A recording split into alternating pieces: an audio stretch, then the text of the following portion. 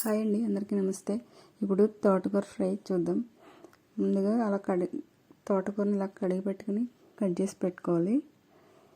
అలా కట్ చేసుకుందని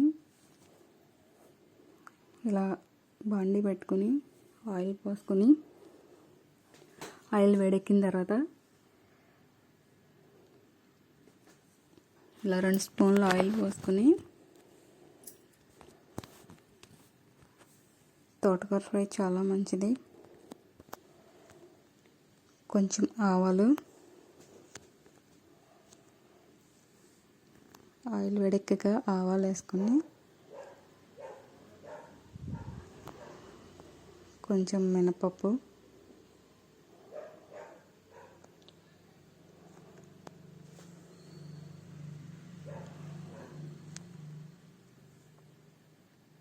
ఎల్లుల్లిపాయలు, పచ్చెనపప్పు,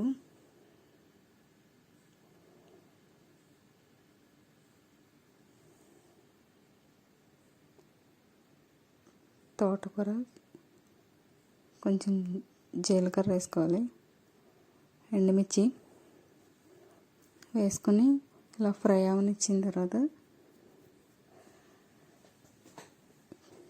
తాలింపు వేగిన తర్వాత దీంట్లో కట్ చేసి పెట్టుకున్న ఇలా తోటకూర అంతా వేసేసుకోవాలి.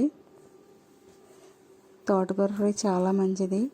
సయాటికా పెయిన్స్ కూడా తగ్గుతాయి. మనకి ఎప్పుడు అందుబాటులో ఉన్న తోటకూర కంపల్సరీ తింటూ ఉంటే చాలా మంచిది. బాడీ పెయిన్స్, సయాటికా పెయిన్స్కి వారానికి కనీసం 2 సార్లన్నా 3 సార్లన్నా తింటూ ఉంటే చాలా మంచిది.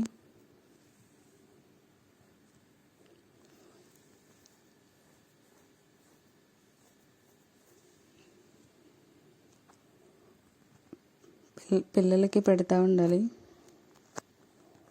పెద్దవారికైనా పిల్లలకైనా తోటకూర ఎలా తీసుకున్నా చాలా మంచిది. హెల్తీ ఫుడ్, రైస్లోకి చాలా బాగుంటుంది. ఇలా కలుపుతూ కొంచెం మగ్గే వరకు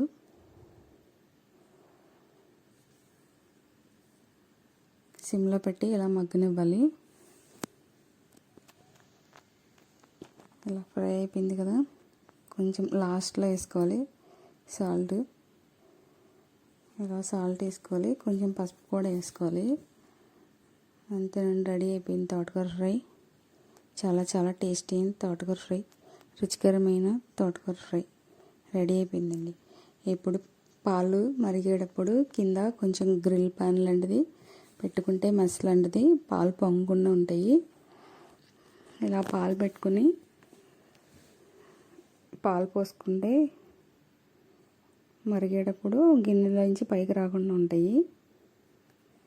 స్కూల్కి, కాలేజీకి వెళ్ళేటప్పుడు క్యారేజీలు, లంచ్ బాక్సులు అవి ప్రిపేర్ చేసేటప్పుడు అవి పెట్టుకుని చాయ్ తాగే వాళ్ళు, టీ అలవాటు ఉన్న వాళ్ళు కూడా టీకి కూడా అలా పెట్టేసుకుంటే మరుగుతూ ఉంటుంది. మన పని అయ్యేలోపు పాలు చాలా స్లోగా మరుగుతూ ఉంటాయి, పైకి పొంగకుండా ఉంటాయి. నచ్చితే టిప్ ఫాలో అవ్వండి, లైక్ చేయండి, ఛానల్ సబ్స్క్రైబ్ చేయండి. ఇలా పాలు